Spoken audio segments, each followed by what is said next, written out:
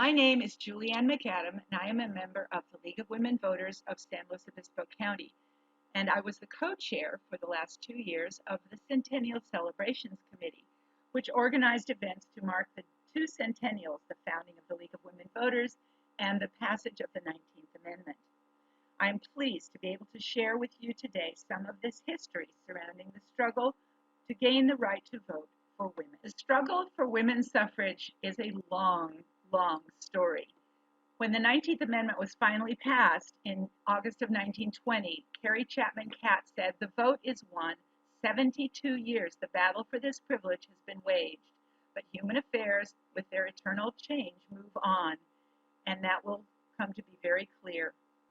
Nearly 150 years before the House of Representatives voted to pass the 19th Amendment, while John Adams was off debating the need for independence from Britain, future First Lady Abigail Adams wrote to her husband, "I long to hear that you have declared an independency.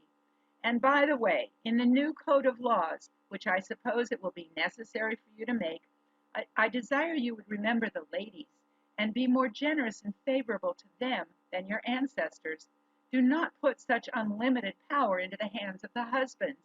Remember, all men would be tyrants if they could.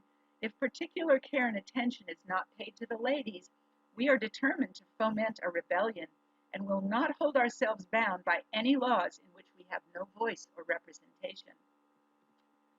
The rebellion which the ladies would foment began to be realized at the Seneca Falls Convention, the first women's rights convention. It advertised itself as a convention to discuss the social, civil, and religious condition and rights of woman. The key organizers were Lucretia Mott and Elizabeth Cady Stanton. The Declaration of Sentiments, the radical document produced by the convention, covered a wide agenda, not just the question of suffrage. The document was signed by 68 women and 32 men, 100 out of some 300 attendees. The principal author of the Declaration was Elizabeth Cady Stanton, who modeled it upon the United States Declaration of Independence. According to the North Star, published by Frederick Douglass, whose attendance at the convention and support of the Declaration helped pass the resolutions put forward, the document was, quote, "the grand movement for attaining the civil, social, political, and religious rights of women." Frederick Douglass is most noted these days for being an abolitionist, but he also was a staunch supporter of women's rights. He said at the Seneca Falls Convention, "I have never yet been able to find one consideration, one argument or suggestion in favor of man's right to participate in civil government which did not equally apply to the right of woman." Stanton's resolution on suffrage read, "Resolved, that it is the duty of the women of this country to secure to themselves their sacred right to the elective franchise." However, this was the only resolution that did not pass unanimously. From 1848 to 1860, the women continued organizing, holding 11 national conventions, but the fight for abolition of slavery and then the Civil War pushed the demand for equal rights for women to the background. But women were very active during the Civil War, running hospitals, offering contraband relief for runaway slaves, and establishing their place in society. During the Civil War, the fight for emancipation of the slaves and the abolition of slavery became paramount. Wendell Phillips was a strong early advocate for women's suffrage, but he had made it his life's work to abolish slavery. When the moment arrived, he did not want to jeopardize the gains blacks had made. Phillips was elected president of the American Anti-Slavery Society in 1865 and used his platform to prioritize black citizenship and suffrage, telling women that their turn would come quickly because of it.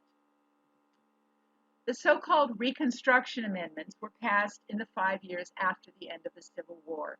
The 13th Amendment in 1865 abolished slavery and involuntary servitude except for punishment of a crime.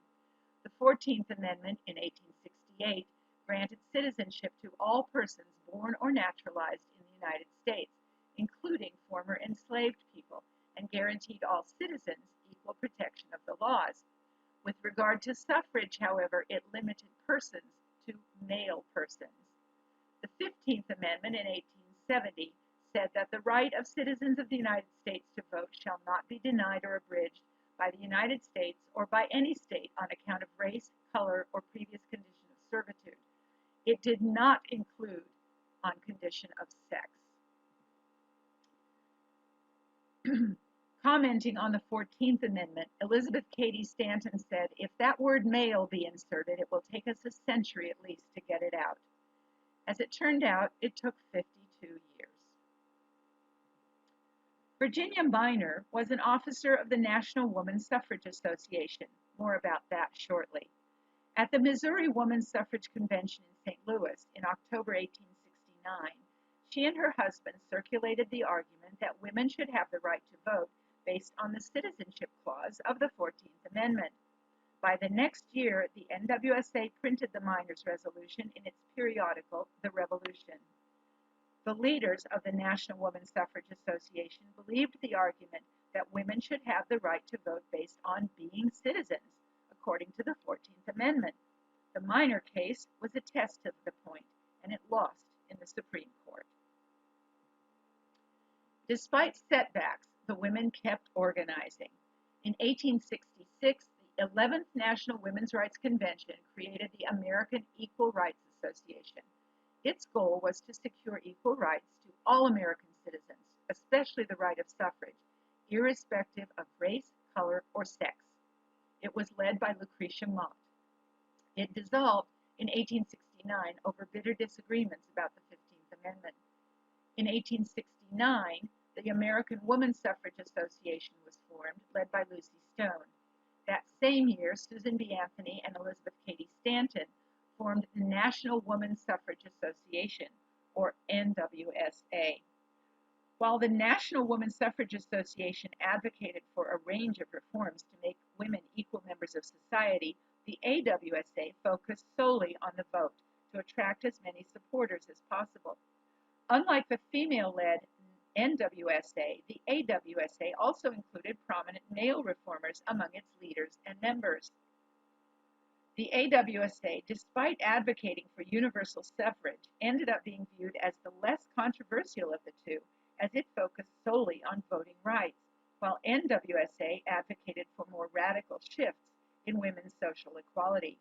These two rival groups were divided over the 15th Amendment, which guaranteed African American men the right to vote. The AWSA supported the 15th Amendment, while the NWSA opposed it because it did not include suffrage for women. In 1890, the AWSA merged with the NWSA to form the National American Woman Suffrage Association, or NAWSA, led by Susan B. Anthony and Elizabeth Cady Stanton. In 1896, black women, largely shunted aside by the white suffragists, formed the National Association of Colored Women, led by Mary Church Terrell. Their motto was "Lifting as we climb." That same year, the Supreme Court decided Plessy v. Ferguson, cementing the idea of separate but equal. Plessy v. Ferguson was important because it essentially established the constitutionality of racial segregation, or separate but equal.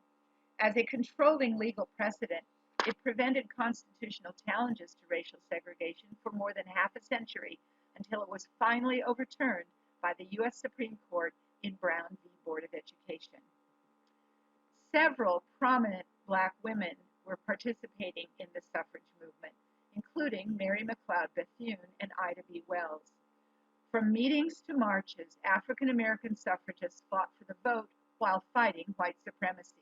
They would continue to be largely shunted aside by the white suffragists. State by state in the West, women were winning the right to vote.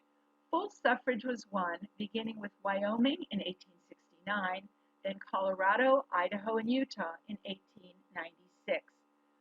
The leaders of the suffrage movement believed California was a ripe opportunity for winning the vote in 1896. In March of 1896, experienced women organizers from the East arrived in California. In an article titled "Suffragists Open Fire" in the San Francisco Call in March of 1896, Susan B. Anthony is quoted as saying, "We are all misses here, you see, so there are no buttonless husbands at home bereft of our ministrations." These unmarried women devoted their time to the movement and may not have been able to be full-time organizers otherwise. Miss Mills and Miss Hayes were experienced from their organizing of over 60 districts in New York. They were very professional outside organizers, quite a lot like modern campaign workers. Miss Mills' territories in Southern California included San Luis Obispo County. In October of 1896, Susan B. Anthony visited San Luis Obispo for a rally. These national suffrage leaders campaigned for the vote for the first time in California in 1896, but despite their best efforts, voters defeated the measure by 55%. Suffragists never forgot that the opposition was led by political and saloon interests in the cities, especially since the drive left the women exhausted and in debt. Suffragists waged and mostly lost 22 state electoral drives before the 1911 California campaign. Whenever they tried to get Congress to consider a suffrage amendment to the Constitution, the women were invariably told to go win more states. So that's what they tried to do across the country for over 50 years, even though they had little experience and few political allies. By 1900, there were only 4 equal suffrage states. Despite 2/3 of both the California State Senate and the California State Assembly voting to put the measure on the ballot, it failed 45 to 55%. There were 110,000 yes votes and 137,000 no votes. Some suffragists believed the power of the liquor lobby was the reason for the defeat, as it was assumed women voters would vote for temperance. Many male voters were worried women would vote to ban the sale of alcohol.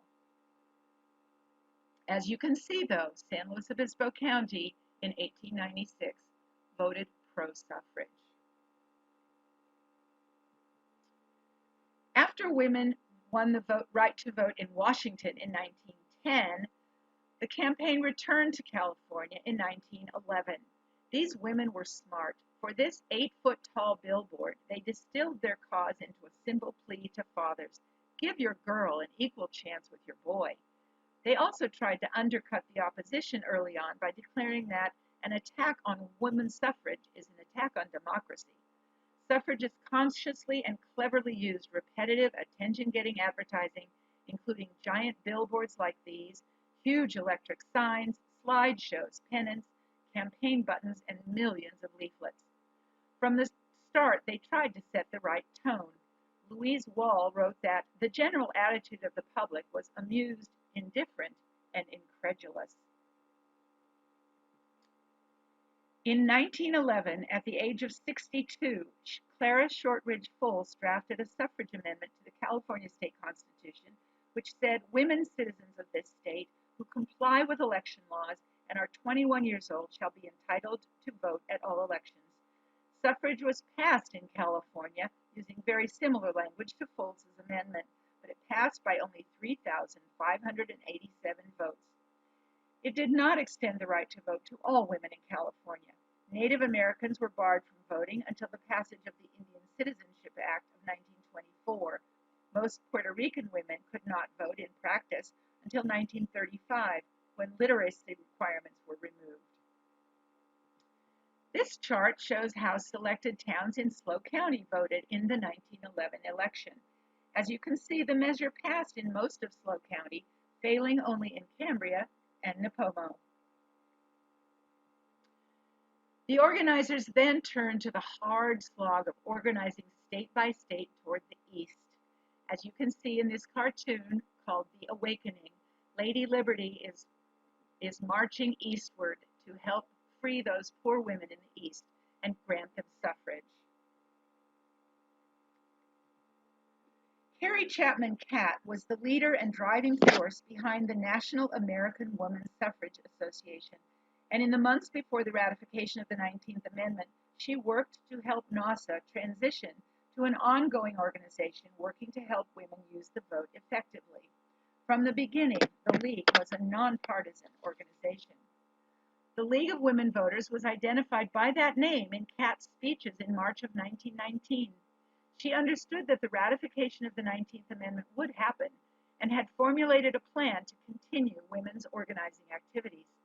In her very long speech accepting the presidency of the National American Woman Suffrage Association in March 1919, Cat proposed literacy as the first project of the new League of Women Voters, and she suggested that there should be an educational component for the right to vote. To this day, education is a large part of the League's mission to empower voters. While the League from the beginning was nonpartisan, Cat recognized that women must be active in political parties, because that is where policy is made. The League continues to be nonpartisan. It does not support or oppose political candidates, but the League is very active in areas of policy. The hard slog finally became an amendment with passage of the 19th Amendment on June 4th of 1919. Congress passed the amendment and sent it to the states for ratification. On August 18, 1920, and that's the date that we're commemorating today with this presentation, Tennessee became the 36th and final state to ratify. Harry T. Byrne cast the deciding vote. Young Harry T. Byrne was planning to vote no. Instead, he followed his mother's advice to help Mrs. Cat put the rat in ratification, and his was the vote that broke the tie and put the amendment over the top.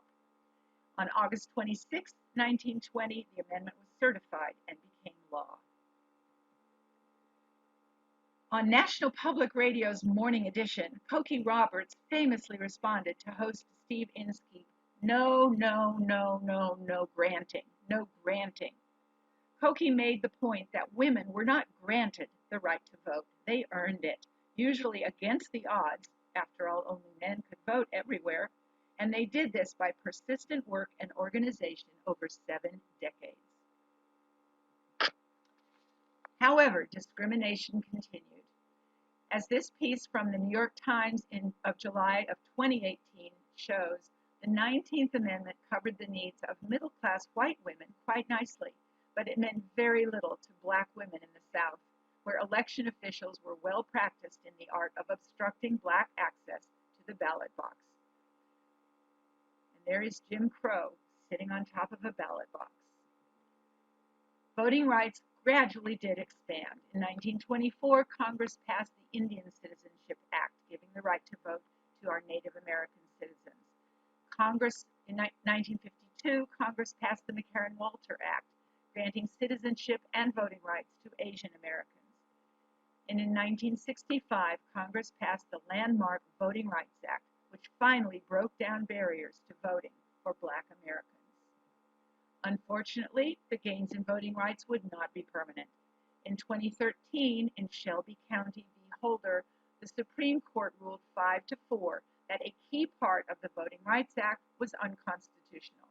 This cleared the way for some states, mostly in the South, to start placing restrictions on voting access. In her dissent, Ruth Bader Ginsburg famously said, "Throwing out the Voting Rights Act when it has worked and is continuing to work to stop discriminatory changes is like throwing away your umbrella in a rainstorm because you're not getting wet."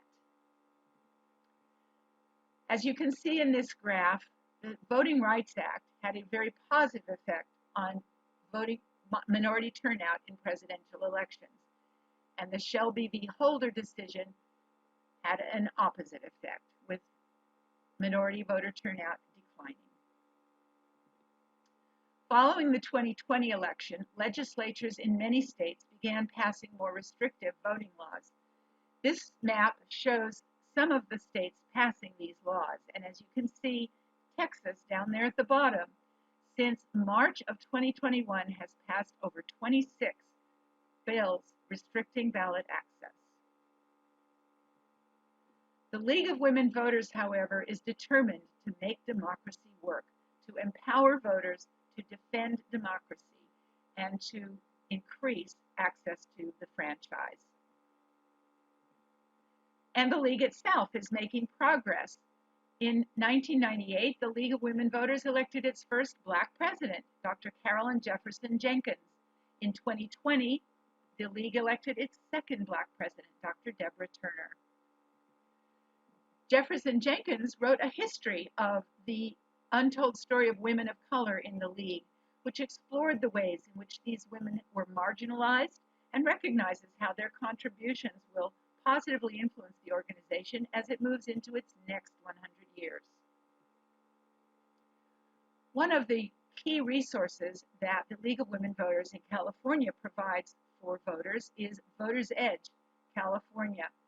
This voting resource is a wealth of information about candidates, about their positions on issues, about who supports them and opposes them, on where their money is coming from, what money is coming in to support them and to oppose them. It will also tell you about the various propositions that California ballots are famous for, what the proposition is actually suggesting, who supports it, who opposes it, and what kind of money is coming in to support and oppose it. So at the next general election, which will be the primary in 2022, I encourage you to check out Voters Edge California. And as Susan B. Anthony reminds us, we can never take the victory of the suffragists for granted. The fight for voting access continues. Every single inch of ground that we stand upon today has been gained by the hard work of some little handful of women of the past. To quote League of Women Voters U.S. CEO Virginia Case, when democracy is attacked, we can't stay neutral. We must stand in our positions and advocate for what is right and just. We must stand in defense of the Constitution. The fight for voting rights and voter access is hard won, but it is not done. There is much work to do yet.